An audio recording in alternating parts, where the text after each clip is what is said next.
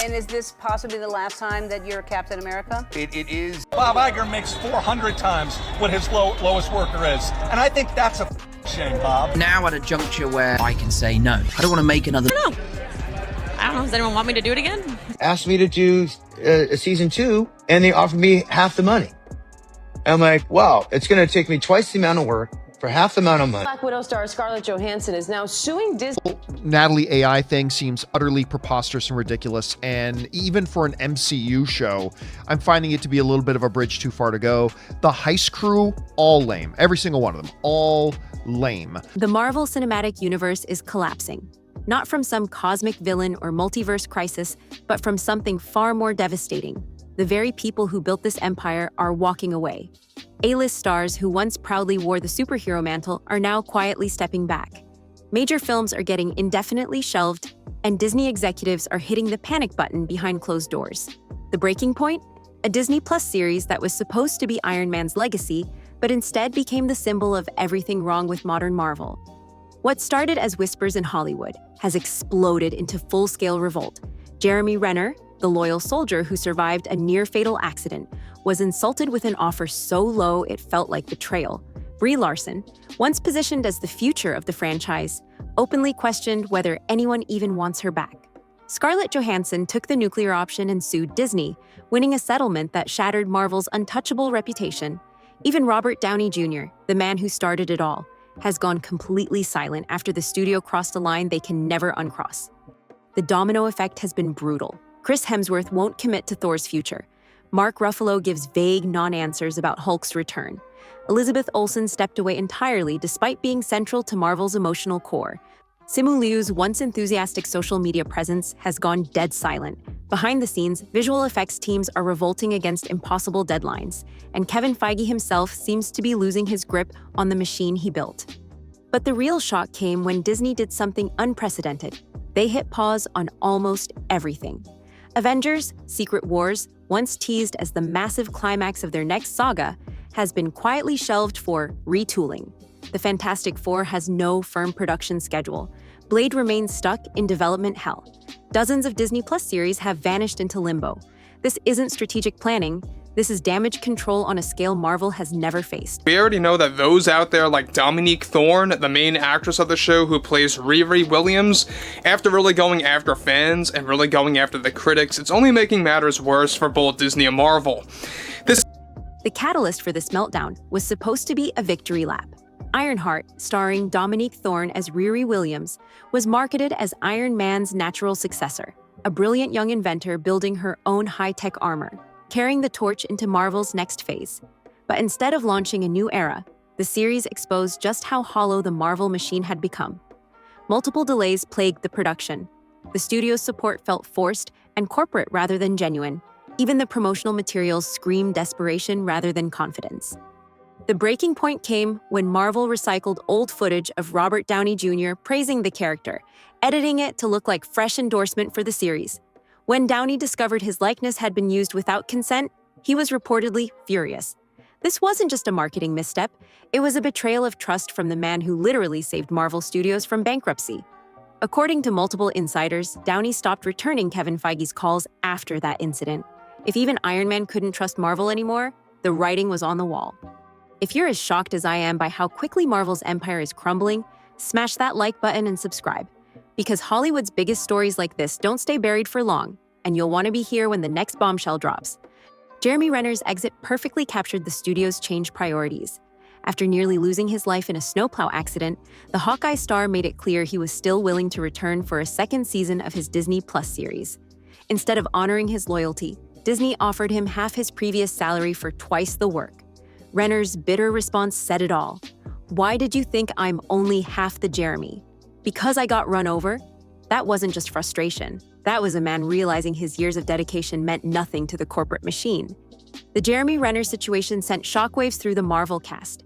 Here was their most dependable, least controversial member being treated like damaged goods after a life-threatening accident. If loyalty meant nothing, if survival itself didn't earn respect, then what was the point of staying? The message was crystal clear. Marvel viewed even their most reliable stars as replaceable commodities. The thing about Ironheart is that yes, we do know that the last 3 episodes will be debuting tonight, by the way, really fulfilling the show for season 1, and I highly doubt that there's going to be a season 2 based on the ratings disaster that it is, based on the critics really calling this show out for what it is. Brie Larson's journey became a cautionary tale of how Marvel abandons its own when controversy strikes. Positioned as the new face of the franchise after Endgame, Captain Marvel should have been a career-defining triumph. Instead, Larson found herself at the center of coordinated online hate campaigns that went far beyond film criticism. The attacks were personal, vicious, and relentless. While Marvel happily used her as a symbol of representation in their marketing, they went silent when the backlash hit hardest. The exhaustion became visible during the Marvel's promotion. Asked whether she would continue playing Captain Marvel, Larson's response was devastating. "I don't know. Does anyone want me to do it again?" That wasn't sarcasm or playful teasing. That was genuine uncertainty from someone who'd been ground down by years of controversy with minimal studio support. An Oscar-winning actress questioning whether her own franchise wanted her back? That's not just individual burnout, that's systemic failure. But it was Scarlett Johansson who turned frustration into action. After anchoring the MCU for over a decade as Black Widow, she deserved a victory lap with her solo film. Instead, Disney's decision to simultaneously release Black Widow on streaming during the pandemic directly cut into her box office bonuses. For Johansson, this wasn't just lost money, it was a breach of contract and trust, so she did something Marvel actors had never done before. She sued. The lawsuit sent shockwaves through Hollywood. Disney initially tried to spin Johansson as unreasonable, but the strategy backfired spectacularly. Industry insiders rallied behind her, and fans recognized she was fighting for fair treatment in an industry that often leaves talent powerless. When Disney eventually settled, Johansson walked away with more than money. She walked away with a statement. Marvel wasn't untouchable. The studio could be challenged and beaten. The ripple effects of Johansson's victory were immediate and far-reaching. Other actors began reassessing their contracts, questioning whether they could trust a studio that had turned on one of its founding members. Marvel's response wasn't to rebuild trust or improve their relationships. Instead, they tightened contracts, reduced back-end participation, and made it harder for talent to share in their project's success. They learned exactly the wrong lesson. The great exodus that followed wasn't loud or dramatic. Certain is that this is a show that nobody asked for. This is also a show that is based on a comic back in 2016 that was canceled, quite frankly. That's also another fact that people have to realize. But focusing on Disney CEO Bob Iger and Kevin Feige, they are desperately trying to oversell this show to a degree that we have never seen before. It was a quiet, deliberate retreat. Chris Hemsworth, who once joked he'd play Thor until audiences got sick of him, went silent about his Marvel future after Thor: Love and Thunder. No enthusiastic interviews, no playful teases about Thor 5, just careful non-committal responses that spoke volumes. Mark Ruffalo, long an advocate for better treatment of visual effects teams, found his concerns repeatedly dismissed. His public comments about Hulk's future became increasingly vague. "We'll see." Translation, "Don't count on it." Elizabeth Olsen's distance was perhaps most telling. After WandaVision turned her into a household name and positioned Wanda as the MCU's emotional core, fans assumed she'd be central to the next phase. Instead, Olsen admitted she had no Marvel projects lined up and was done for now, wanting to pursue smaller, more meaningful work. For a character once set up as crucial to Marvel's future, her stepping back sent a clear message about the franchise's direction. Simu Liu's transformation was equally revealing. When Shang-Chi premiered, he was Marvel's most enthusiastic cheerleader, flooding social media with promotion and genuine excitement. But within a year, the constant Marvel content slowed to a trickle, then stopped altogether. Behind the scenes, rumors suggested frustration with delays, vague sequel promises that never materialized, and a sense that Marvel had no clear plan for his character. The enthusiasm that once felt authentic had completely evaporated. The visual effects crisis added another layer to Marvel's problems. For years, VFX teams had grumbled about impossible workloads, but by 2023, the complaints turned into public revolt. Artists went on record calling Marvel the worst client in the industry, describing soul-crushing hours, fear-based management, and nightmare deadlines that produced visibly unfinished work. When these behind-the-scenes workers began pushing for unionization, it became clear the rot went deeper than just star treatment. So let's get into this. Now, one thing about Bob Iger is that we know that I, along with many others out there, like to call him Bob Liger, because all this guy does is lie to the audience, he lies to the shareholders, he lies to anybody out there. in order to really kind of string them along into the following year in hopes that they will stay around, whether it's shareholders or customers. And we already know that Disney Plus is a failing platform. But the final blow came from the most unexpected source. Robert Downey Jr., the man who started the MCU with Iron Man in 2008, had always been Marvel's safety net. The big brother who mediated tensions, motivated struggling cast members, and reassured everyone that Marvel was worth the sacrifice. When the Ironheart controversy erupted and other stars began walking away, everyone expected Downey to step in and steady the ship. Instead, he did something unprecedented. He went silent. The recycled footage incident was reportedly the final straw. After building Marvel into a cultural phenomenon and earning the studio billions, having his likeness used without consent felt like the ultimate betrayal. Insiders say Downey stopped returning Kevin Feige's calls, cutting off communication entirely. No dramatic statements, no fiery press releases, just silence. And for Marvel, that silence was deafening. Think about the magnitude of this moment. The man who saved Marvel from bankruptcy, who carried the MCU through its most crucial early years, who became synonymous with the franchise's success, had essentially disowned the studio. If even Tony Stark couldn't trust Marvel anymore, what hope did they have of maintaining their empire? Disney's response revealed just how panicked executives had become. In late 2023, reports surfaced that Marvel had quietly paused nearly all major productions. Avengers: Secret Wars, once promised as the epic conclusion to their multiverse saga, was shelved indefinitely for retooling. The Fantastic Four lost any firm production timeline. Blade, already stuck in development hell, faced more delays. Dozens of Disney Plus series disappeared into limbo, or were quietly canceled. Marvel claimed this was strategic reassessment, but insiders painted a different picture. This wasn't planning.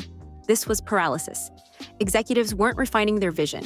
They were scrambling to figure out what story to tell when they weren't sure which stars would even return. Meetings dragged on without decisions. Scripts were written for films that might never be shot. Directors signed onto projects that kept shifting beneath them. The well-oiled Marvel machine had become a confused, dysfunctional committee. It is a failing business model for, of course, Disney. You know, we already know that Tony Gilroy admitted to this, the guy who created the Andor series, both Season 1 and Season 2. Disney just doesn't have the amount of money that they have anymore to create all of these shows. However, interestingly enough, with the Ironheart ratings disaster only getting worse for those at Disney and Marvel, the streaming strategy that was supposed to expand the MCU instead diluted it. Characters who once felt larger than life became watered down across endless side stories nobody asked for. What was once special felt routine, even disposable. Disney Plus viewership declined. For the first time in over a decade, Marvel wasn't dominating cultural conversations. They were struggling to stay relevant. Behind the scenes, the mood was reportedly frozen. Kevin Feige, once the undisputed mastermind pulling every string, seemed to be losing his grip. Scripts were greenlit without proper oversight. Storylines were adjusted to meet quarterly business goals rather than creative vision. The cinematic universe had become a corporate committee experiment, and it showed. But the real problem runs deeper than bad projects or poor box office returns. This is about broken trust. For over a decade, Marvel's secret weapon wasn't just interconnected storytelling or flashy effects. It was the relationship between the studio and the people who made it possible. They asked actors to commit for years, to sign multi-film deals, to sacrifice time and energy for something bigger. And for a while, that worked because there was mutual respect and trust. That trust is gone. Jeremy Renner was offered half his worth after nearly dying. Brie Larson was left to face years of attacks without support. Scarlett Johansson had to sue to get the contract she was owed. Visual effects teams were crushed under impossible deadlines. Robert Downey Jr. had his likeness used without consent. These aren't isolated incidents. They're part of a pattern that reveals Marvel stopped valuing the very people who built their empire. Already those like Kevin Feige and Bob Iger are heading into damage control mode at a level that we have never seen before. In this case, Bob Iger got very defensive after the LGBTQ backlash, and also in the midst of the ratings beginning to tank already. Now, Iger recently delivered the following in a desperate move to damage control the situation. The contrast with Marvel's early days is stark. When Iron Man became a surprise hit, Robert Downey Jr.'s modest $500,000 salary ballooned into tens of millions through back-end deals. Marvel rewarded success and shared the wealth. By Endgame, Downey was earning over $75 million, and everyone knew he'd earned it. But instead of applying this model to new stars, Marvel went the opposite direction. Newcomers like Dominique Thorne got flat fees with minimal incentives. If shows succeeded, great. If they flopped, too bad. There was no upside for talent, only for the studio. The same corporate thinking infected the creative process. Scripts for Disney Plus series were often approved before showrunners finalized their visions. Executives inserted plot beats to satisfy business metrics rather than storytelling needs. The result was content that felt hollow and manufactured. Marvel thought brand recognition alone could carry the weight, but audiences are smarter than that. They know authentic storytelling from corporate committee writing. Ironheart's failure wasn't because fans hate new characters. It failed because it exposed how empty Marvel had become. The series felt forced, corporate, desperate. Everything the early MCU had avoided. Instead of organic character development, there was manufactured trauma. Instead of earned emotional moments, there was algorithmic manipulation. The magic that once made Marvel special had been focus grouped and committee approved out of existence. The most devastating truth is that Marvel doesn't have a villain problem or a superhero fatigue problem. They have a trust problem. The actors don't trust the studio. The crews don't trust the studio. Increasingly, the fans don't trust the studio. That's not a creative slump. That's institutional collapse. Marvel once built their empire on heroes who believed in something bigger than themselves. But behind the scenes, they stopped practicing what they preached. They treated their people as replaceable, their fans as guaranteed, and their stories as quarterly products. The illusion of heroism has been shattered by corporate greed and creative bankruptcy. The question isn't whether Marvel can recover from this crisis, it's whether they even want to try.